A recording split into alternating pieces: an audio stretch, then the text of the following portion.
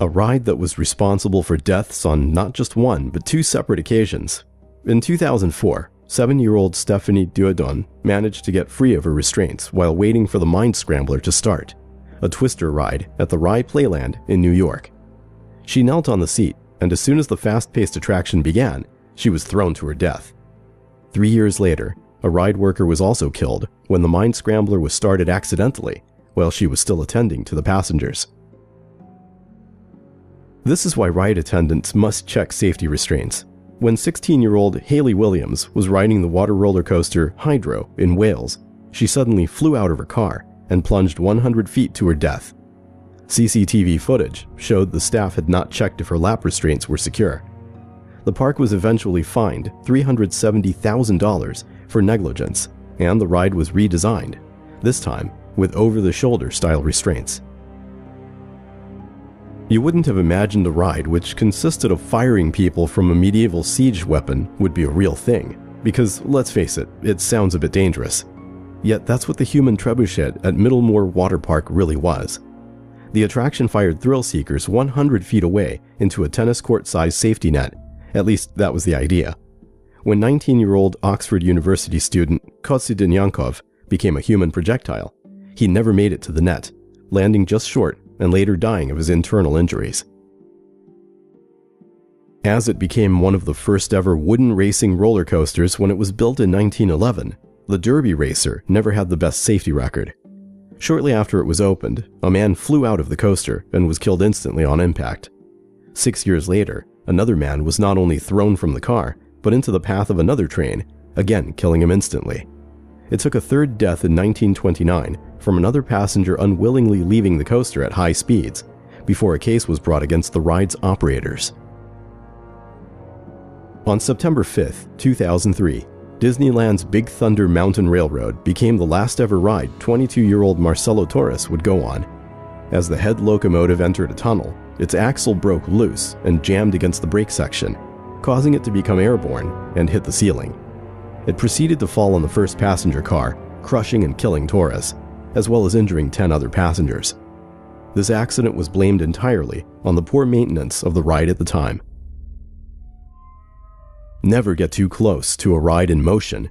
In June 2008, 17-year-old Asia Ferguson lost his hat while riding Batman, the ride roller coaster at Six Flags over Georgie Amusement Park.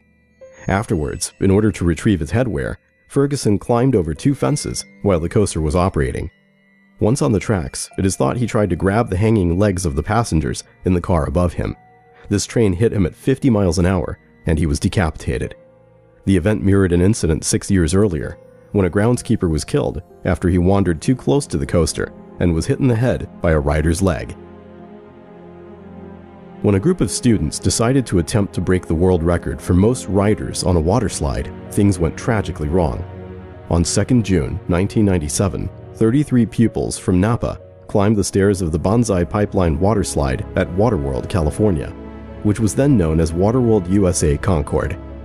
Despite protests from the guards, one by one they quickly slid down the enclosed pipe, intentionally clogging it. Halfway down, the weight of the students caused the slide to burst open. They fell some 40 feet to the ground, receiving broken bones and other severe injuries.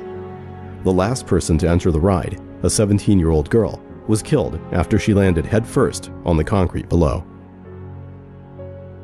The worst recorded roller coaster accident took place at Battersea Fun Fair, London, in 1972.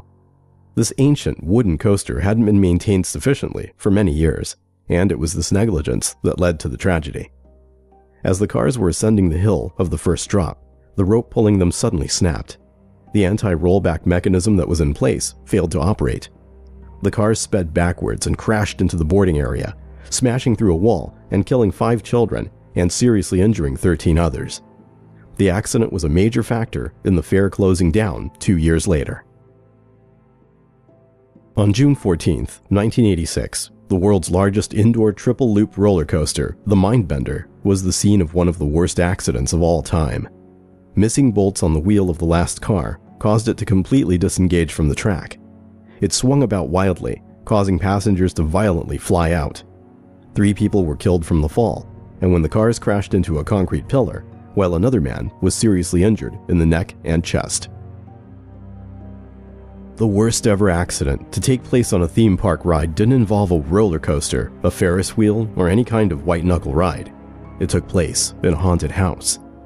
It was May 11th, 1984, when the haunted castle at Six Flags Great Adventure in New Jersey suddenly burst into flames. About 29 people were in the attraction when the fire started. Most of them escaped, but 8 teenagers were trapped in the house and died of asphyxiation. The majority of the castle was made from highly flammable materials, and the high winds that night, combined with the castle's venting system, meant temperatures reached over 2,000 degrees, melting even the metal support struts. After the fires had abated, the 8 bodies that were found turned out to be so badly burned, they were initially thought to be mannequins used in the house. The teenagers could only be identified from their dental records. The park was brought up on charges of aggravated manslaughter, with prosecutors arguing the lack of sprinklers and smoke detectors led to the loss of lives. In the end, Six Flags was found not guilty of negligence, mainly because the fire was discovered to be most likely an act of arson, a truly evil act for what became a real house of horror.